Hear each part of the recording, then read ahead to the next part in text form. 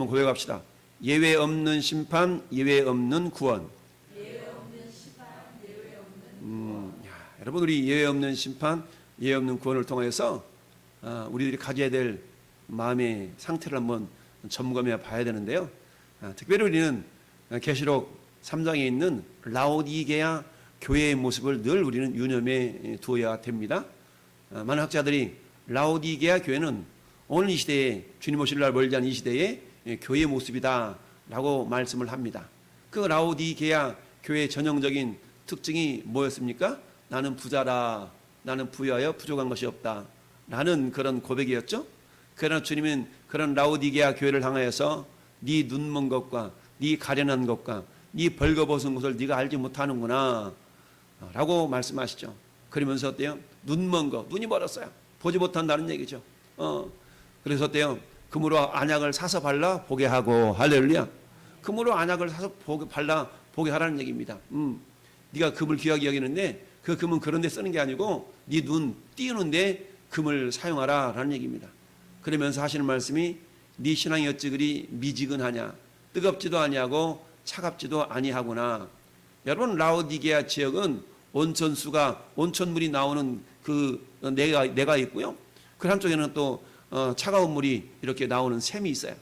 그래서 시원한 물을 마시고 싶을 때는 그 냉천, 그야말로 샘 솟는 그 물을 마시면 시원하겠죠. 그런데 뜨거운 물이 필요할 때는 온천수를 퍼서 마시거나 사용하면 되겠죠. 그런데 이 온천수와 냉천수가 이렇게 모아서 흘러가는 그런 곳이 있는데 그곳에는 물이 어때요? 뜨겁지도 않고 차갑지도 않고 미지근한 그런 물이 된다는 얘기입니다. 이 모습을 주님이 상기시키면서 너희 신앙이 이처럼 미지근하면 안 돼. 뜨겁든지 덥든지 차갑든지 신앙생활이 뚜렷해야 된다는 얘기입니다. 보여갑시다. 신앙에 중간지대는 없다. 신앙에 중간지대는 없는 겁니다. 믿든지 안 믿든지 이런 것이지 중간지대. 물론 세상에는 중간지대가 있죠. 적당이라는 말이 통용되죠. 그러나 신앙의 세계는 적당이라는 것은 결국 안 적당히, 적당이라는 말은 결국 안 하는 만 못하다 이렇게 우리가 이렇게 이해하면 더 복이 될 줄로 압니다. 여러분, 오늘 예외 없는 심판, 예외 없는 구원이라는 제목을 통해서 오늘 본문 우리가 출애굽기 12장 엄청나게 귀중한 중요한 그런 성경이죠. 6월절이라는 것은 모든 인류 역사상 하나님의 구원의 역사를 우리에게 보여주시는 그런 어떤 모델로서의 성경인 출애굽기 12장입니다. 그런 말미암아서 유월절 절기를 통해서 유월절 절기가 유대인들에게는 이스라엘 백성들이 애굽 땅에서 종살이했던 그 억압으로부터 그 박해로부터 자유를 누리는 그런 구원의 기념일이 뭔가 유월절이 되는 거고요. 성도들에게 있어서는 죄와 허물로 죽어 있었어요. 하나님을 알지 못하고 내 마음대로 내 뜻대로 살아가던 그런 인생 가운데 주님 찾아오셔서 너는 내 아들이라 오늘날 내가 너를 낳았도다. 예수님이 내 죄를 담당하시고 우리를 하나님의 자녀 삼아주시려고 십자가 못 박혀 죽으셨구나 라는 것이 믿어지는 역사. 할렐루야. 그런 말미암아서 우리에게 구원이 임한 그 사건, 그래서 내가 주님의 은혜로 구원받았구나라는 구원의 확신을 경험할 수 있는 이게 영적으로 우리 성도들에게 임하는 유월절이다 라고 말할 수가 있습니다. 그렇다면 유월절이 이루어지기 위해서는 절대적으로 필요한 것이 양의 피 아니겠어요? 그런데 사도 요한은 요한복음 1장 29절에 보라 세상 죄를 지고 가는 하나님의 어린 양이로다 라고 예수님을 보면서 사도 요한의 입술을 통해서 그렇게 성령이 믿음으로 고백하게 하셨던 것이죠. 그러면서 계시록 5장 4절에도 죽임당한 어린 양께서 예수님께서 보좌에 계시고 심판주로 계신다라는 내용이 또 계시록 5장에도 나타나 있죠. 이처럼 예수님은 죽임당한 어린 양, 그 어린 양은 결국 예수 그리스도를 예표한 그런 모습이다라는 얘기입니다. 하나님께서 애굽에 10가지 재앙을 내리시는데 거듭 말씀드리면 첫 번째 재앙부터 9번째 재앙까지는 이스라엘 백성들이 행할 것이 아무것도 없었어요. 그냥 보기만 하면 되는 겁니다. 무슨 말씀입니까? 예수님이 십자가에서 그야말로 못 박혀 죽으시면서 내 모든 죄를 다 담당하셨으면 우리는 그저 지켜만 바라보았던 겁니다. 그런데 중요한 것은 그 지켜만 바라본다고 그것이 구원이 이루어지는 게 아니에요. 첫 번째부터 9번째 재앙 가운데 이스라엘 백성은 아무것도 하지 않았음에도 불구하고 그들은 여전히 어디 땅에 있어요? 여전히 고센 땅은 어디 있어요? 애굽에 있는 거예요. 여전히 그들은 기적을 경험했음에도 불구하고 그들은 여전히 애굽 땅에 있는 겁니다. 내가 예수님이 십자가에서 못 박혀 죽으셨고 나를 위해 죽었대. 라는 것을 내가 목격하고 지식적으로 아는 것만으로 구원이 임할 수 없다는 얘기입니다. 마지막 열 번째 재앙은 하나님께서 이스라엘 백성들에게 마지막으로 요구하는 세 가지가 있었다는 얘기죠. 어린 양을 취해서 그걸 잡고 그 양을 먹으라는 얘기입니다. 할렐루야. 잡을 때 흘러나오는 피를 받아서 문설주와 임방에 바르고 너는 그 안에 들어가 있으라. 내가 그 밤에 애굽 땅에 그 바로의 장자로부터 심지어는 그 감옥살이 하고 있는 감옥 속에 있는 그 사람의 장자 이르기까지 그리고 짐승의 첫 새끼까지 내가 다 칠 때에 내가 피를 보면 피가 발라져 있으면 내가 그 집은 건너가겠다. 할렐루야. 근데 여러분 출애굽할 때에 이스라엘 백성들만 나온 것이 아니라고 그랬죠? 출애굽할 때 38절 우리 보면 보세요. 38절에 보니까 어떤 사람들이 나왔다고 그랬어요? 수많은 잡족과 양과 소와 심히 많은 가축이 그들과 함께 있었다. 할렐루야. 수많은 잡족들은 어떤 잡족들이었을까요? 유심히 이스라엘 백성들이 어떻게 저들은 재앙을 피하고 있나 유심히 관찰했던 사람들이에요. 그래서 어때요? 저들이 보니까 양을 잡아서 피를 막 바르네? 그럼 우리도 한번 저렇게 따라해보자. 어쩌면 이런 모습 속에서 자기들도 피를 발라서 저 사람들이 어떻게 하나 관심 갖고 있다가 자기들도 피를 바르고 그 집 안에 앉아 있었더니 어머나 세상에 애굽 온 땅에 전무후무한 그런 재앙이 있었는데 전무후무한 여러분 11장 6절 볼까요? 11장 6절 합독합시다. 애굽 온 땅에 전무후무한 큰 부르짖음이 있으리라. 할렐루야. 애굽 온 땅에 심판에서 제외되는 어떤 그런 곳이 없다는 얘기입니다. 심판에서 제외받을 사람이 아무도 없어요. 할렐루야. 심판에서 모든 사람의 심판이 임했어요. 모든 사람이 죄를 범하였음에 하나님의 영광이 이르지 못하더니 할렐루야. 죄의 삭은 사망이요 그 죄 때문에 하나님을 반항하고 하나님을 거역한 그 죄 때문에 애굽 땅에 심판이 내려지는데 애굽 온 땅에 어떤 한 구석 피할 구석이 없다는 얘기입니다. 온 땅에 전무후무한 큰 부르짖음이 있었더라. 우리 하나님의 심판이 임할 때에 그 누구도 예외 없이 누구나 가라 심판의 대상이 된 것을 봅니다. 여러분 얼마나 안타깝습니까? 여기 보니까 뭐라고 말씀하고 있어요? 심지어는 이 우리 29절 다시 한번 봐봐. 29절 밤중에 여호와께서 애굽 땅에서 모든 처음 난 것 곧 왕이 앉은 바로의 장자, 두 번째는 옥에 갇혀있는 사람의 장자, 세 번째는 가축에 처음 난 것. 할렐루야. 여러분 옥에 갇혀있는 것도 억울할 텐데 옥에 갇혀있는데 억울할 텐데 여보 우리 큰아들이 죽었대 이런 소리가 들려줘 봐요. 감옥에 갇혀있는 것도 억울할 텐데 죽었다는 소식을 전해주면 얼마나 억울하겠어요. 그런데 어때요? 하나님의 심판은 예외가 없는 겁니다. 예외 없는 심판이 애굽의 온 땅에 미치게 되었다라는 얘기입니다. 여러분 그런데 오늘 본문 속에서 우리가 먼저 생각해 볼 것은 뭐냐? 따라서 하나님은 말씀대로 행하시는 분. 그렇습니다. 첫 번째로 생각해 볼 것은 하나님은 말씀대로 행하시는 분입니다. 여러분 오늘 다시 12절로 한번 넘어가 볼까요? 12절 뭐라고 말씀하고 있는가? 12절 내가 그 밤에 애굽 땅에 두루다니며 사람이나 짐승을 막론하고 애굽 땅에 있는 모든 처음 난 것을 다 치고 애굽의 모든 신을 내가 심판하리라. 나는 여호와니라. 할렐루야. 여러분 하나님의 심판에는 두 가지 의미가 있습니다. 첫 번째는 애굽의 처음 난 것을 다 죽이는 심판이에요. 그런데 그 처음 난 것 가운데 누구도 있어요? 바로 왕의 장남, 바로 왕의 왕자도 있었던 거예요. 근데 여러분 바로가 누굽니까? 애굽 사람들이 신으로 여겼던 자예요. 여러분 애굽의 신은 다양한 신들이 있었다고 그랬죠? 애굽에 섬기는 태양신을 라라고 그러는데 라라는 태양신. 그런데 바로는 누구예요? 그 태양신의 아들. 그래서 바로란 말이 파라오예요. 파라오. 이 파라오의 아들, 그 아들 왕자까지도 죽임을 당했다는 것은 뭡니까? 그들이 신으로 여겼던 태양, 그 태양신의 아들이 바로인데 이 바로는 파라오, 태양신의 아들이라는 이름을 가진 이 바로 왕자마저도 심판을 받는다는 얘기는 뭡니까? 애굽 사람들이 섬기는 신이 아무것도 아니라는 거예요. 할렐루야. 그들이 섬기는 신이 아무것도 아니라는 얘기입니다.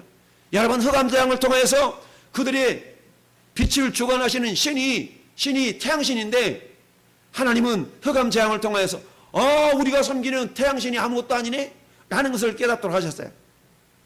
그들이 섬기는 개구리 신으로 섬겼는데 오히려 그 신이 자기들을 괴롭히는 존재가 되었어요. 성경 뭐라 말씀합니까? 애굽에 있는 모든 신들을 내가 심판하리라. 할렐루야. 여러분, 10가지 재앙을 통해서 하나님이 뭐예요? 애굽 사람들을 심판하는 것뿐만 아니라 그들이 섬기는 신들도 심판하는 그런 심판의 놀라운 역사가 있었던 것을 보게 됩니다. 여러분, 첫 번째 재앙부터 9번째 재앙의 특징이 뭐라고 그랬습니까? 그저 지켜만 봤어요. 이스라엘 백성들이 입장에서 본다면 그저 바라만 봤어요. 그저 바라만 보고 있지. 그저 바라만 봤다는 얘기입니다. 그런데 어때요? 결과는 하나님의 놀라운 기적의 역사로, 할렐루야, 하나님의 놀라운 표적의 역사로 이스라엘 백성들은 그저 바라만 보고 있었다는 얘기입니다. 그러나 그것 때문에 그들이 애굽에서 빠져나올 수 있는 건 아니었어요. 마지막 10번째 재앙을 통해서 하나님은 그들을 빠져나오게 하시는데 그것은 어떻게 따릅시다. 말씀대로. 여러분, 그 말씀이 원초적으로 어디로부터 흘러갑니까? 그 말씀은 창세기 15장까지 흘러갑니다. 물론 하나님이 창세기 12장에서 아브라함과 맺었던 약속이 있죠. 너는 많은 민족의 조상이 되게 하겠다. 할렐루야. 그 아브라함의 후손이 지금 애굽 땅에서 430년 동안 종살이하고 있는 이스라엘 백성들인데, 그런데 하나님은 말씀하시고 이루시는 분이신데 그 말씀이 우리 창세기 15장으로 다시 한번 넘어가 봅시다. 창세기 15장에서 하나님이 이렇게 말씀하십니다. 창세기 15장에 13절, 14절, 15절 3절 같이 읽습니다. 여호와께서 아브라함에게 이르시되 너는 반드시 알라 네 자손이 이방에서 객이 되어 그들을 섬기겠고 그들은 400년 동안 내 자손을 괴롭히리니 그들이 섬기는 나라를 내가 징벌할지며 그 후에 내 자손이 큰 재물을 이끌고 나오리라. 너는 장사하다가 평안히 조상들에게로 돌아가 장사될 것이요. 아멘. 자, 내 자손이 큰 재물을 이끌고 나오리라. 할렐루야. 그런데 때가 차야 돼. 때가 차야 돼. 400년이라는 때가 차는데 이 400년은 어떤 때예요? 그 400년이라는 것은 16절 말씀 보니까 창세기 10장 16절 말씀 보니까 400년은 어떤 세월이요? 네 자손은 4대 만에 이 땅으로 돌아오려니 이는 아모리 족속의 죄악이 아직 가득 차지 아니함이니라. 아모리 족속은 노아의 세 아들 가운데 셈과 함과 야벳 가운데 함의 자손이에요. 함의 자손인 이 야곱, 이 햄의 자손인 이 아모리 족속들의 죄악이 가득 차야 돼. 그때까지가 400년이라는 세월이에요. 할렐루야. 때가 있어야 되는, 때가 차야 된다는 얘기입니다. 때가 참에 때가 차야 된다는 얘기. 때가 차야 된다. 오늘 본문으로 다시 돌아봅시다. 때가 차니까 할렐루야, 하나님께서 어떻게 하셨는가? 때가 차니까 자,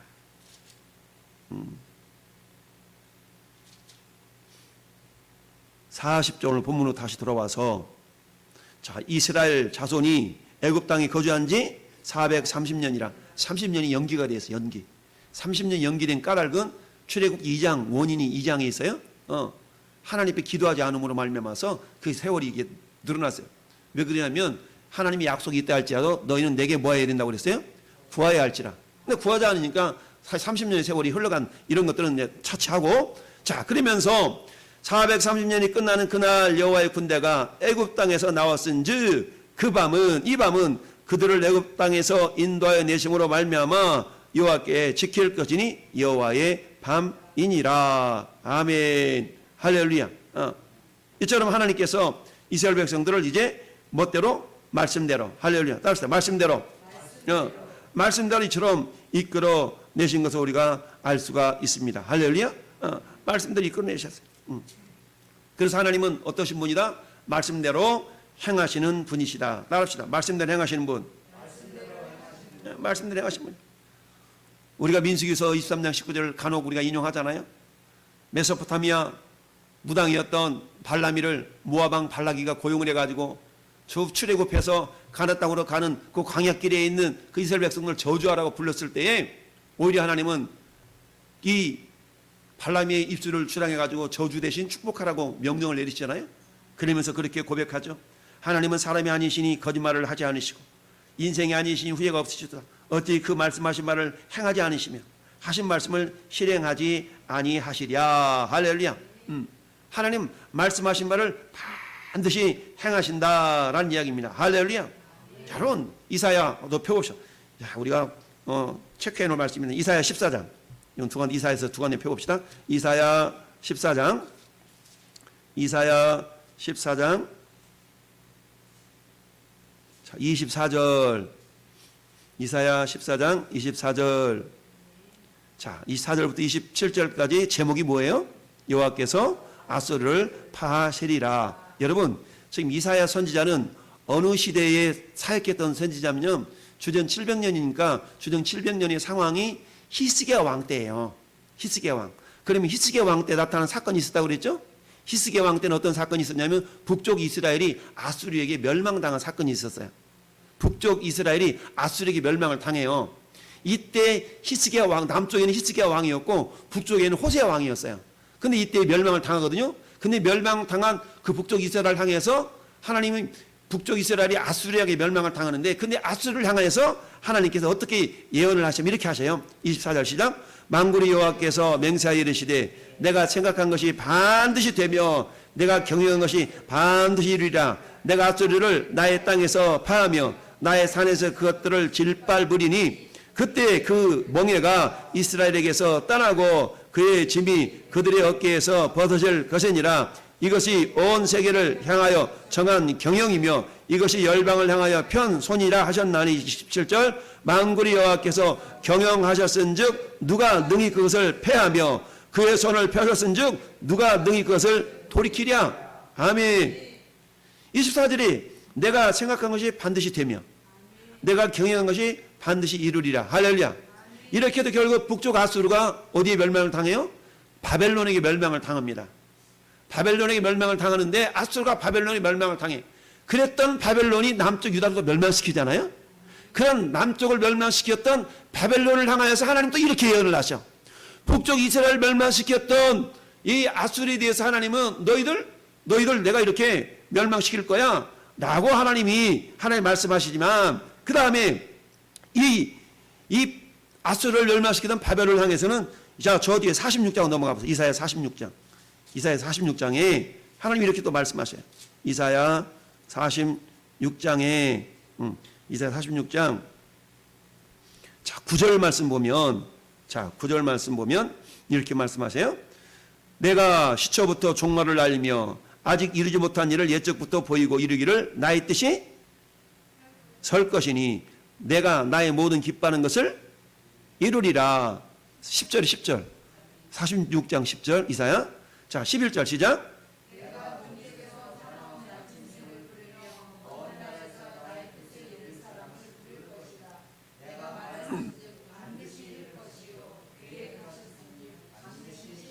아멘. 내가 말하였은즉 반드시 이룰 것이요 계획하였은즉 반드시 시행하리라. 그러면서 47장의 제목이 뭐예요?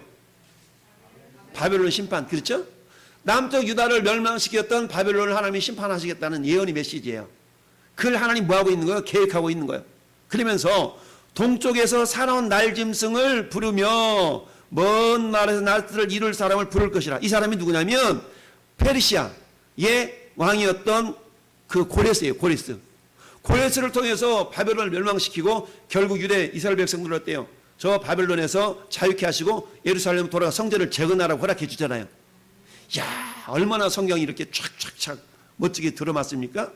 내가 말했은즉 반드시 이룰 것이요 계획했은즉 반드시 시행하리라. 할렐루야. 여러분, 하나님은 모세 아론을 보내면서 그렇잖아요. 야, 내가 너를 저 애굽 왕 바로한테 보내기는 보내는데 그놈들 그냥 쉽게 안 보내줄 거야. 그 마음이 완악해가지고. 그런데 내가 10가지 재앙을 다 행한 이후에야 보내줄 거야. 그 말씀대로 결국 애굽 왕 바로가 어떻게 얘기합니까? 31절 시작. 오늘 본문 다시 돌아와서 31절. 밤에 바로가 모세와 아론을 불러 이르되 너희와 이스라엘 자손은 일어나 내 백성 가운데서 떠나 너희의 말대로 가서 여호와를 섬기며 너희 말한 대로 너희 양과 너희 소도 몰아가고 나를 위하여 축복하라. 할렐루야. 뿐만 아니라 애굽 사람들이 뭐라고 고백합니까? 우리가 다 죽은 자가 되었도다. 여러분, 애굽의 요술사들이 재앙을 만나는 그 모습을 보고 바로한테 가서 막 따지잖아요. 우리가 망한 줄을 우리 왕은 알지 못하나이까. 막 감히가 따져 신한테 따지잖아요. 이처럼 하나님은 어때요? 따라합시다. 말씀대로 행하시는 분. 그렇습니다. 우리 하나님은 말씀대로 행하시는 분인 줄 믿습니다. 할렐루야. 사람의 마음에는 많은 계획이 있어도 오직 여호와의 뜻만 완전히 서리라. 잠언서 19장 21절도 말씀하고 있습니다. 여러분, 그렇다면 중요한 것은 뭐예요? 그 하나님의 뜻이 내 안에 있다면 나를 통하여 그 뜻이 이루어지지 않겠어요? 그래서 주님이 그래서 가르쳐준 기도가 뜻이 하늘에서 이루어진 것 같이 땅에서도 이루어지다. 누구를 통하여? 나를 통하여. 할렐루야. 그럼 어떡합니까? 우리가 그 하나님 뜻을 알면 되겠죠. 그 하나님 뜻을 알고 내가 그 뜻을 내가 품으면 돼. 그러면 나는 어떤 존재가 돼요? 주님의 뜻을 이루어드리는 기적의 주인공이요, 축복의 주인공이 되는 줄 믿습니다. 할렐루야. 하나님은 당신의 뜻대로 행하시는 분, 당신이 말씀하시고 그대로 행하시는 분. 여러분, 모세와 아론이 어떤 존재예요? 하나님의 뜻을 이루는 통로 아니었어요? 하나님 모세로 아론으로 말씀하게 하시고 그대로 이루시지 않습니까? 이처럼 하나님은 예외 없는 심판, 예외 없는 구원을 이루심에 있어서 모세와 아론이라는 사람을 세워서 그 뜻을 이루어 가고 있음을 봅니다. 그렇다면 마지막 시대를 살아가는 오늘 시대에 하나님은 동일하게 저와 여러분들을 마치 모세처럼, 마치 아론처럼 들어 쓰시기를 원하십니다. 그런데 우리가 그처럼 쓰임받게 될 절대적으로 필요한 것이 뭐예요? 하나님은 그러한 분이시네? 나가 우리가 세상을 붙들 것이 아니라 예수님을 붙드는 믿음이 우리에게 절대적으로 필요한 줄 믿습니다. 우리 하나님 어떤 분이세요? 예 없는 심판이 있습니다. 그 예 없는 심판은 오늘 말씀에 있는 것처럼 어떻습니까? 12장 5절 한번 봅시다. 앞으로 넘겨 5절 시작. 너희 어린 양은 흠없고 일렸는 숫것을 하되 양의 염소 중에서 취하고 이 말이 그 말인가? 아니다. 11장 5절이다. 11장 5절. 함께 앞에 시작. 애굽 땅에 있는 모든 처음 난 것은 왕이 앉아 있는 바로의 장자로부터 맷돌이에 있는 몸종의 장자와 모든 가축의 처음 난 것까지 죽으리니. 할렐루야. 그러니까 어때요? 하나님이 이 애굽 땅을 심판하러 다닐 때에 죽음이 임하지 않는 가정이 있어요, 없어요? 없어요. 왜? 어느 가정이든지 처음 난 자식들이 있을 수 있거든요. 자식이 없다면 짐승이라도 있을 수 있거든요. 그러니까 모든 가정마다 곡소리가 났다는 얘기입니다. 할렐루야. 그래서 어때요? 이처럼 심판에는 예외가 있을 수 없다. 여러분, 그렇다면 이 심판은 뭘 예표합니까? 이건 마지막 심판 날에 그 어떤 사람도 심판을 피할 수 없음을 보여주는 사건입니다. 여러분, 노아를 통해서 방주를 만들고 그 어떤 사람도 방주를 타지 않는다면 구원을 받을 수 없다는 것을 예표한 사건.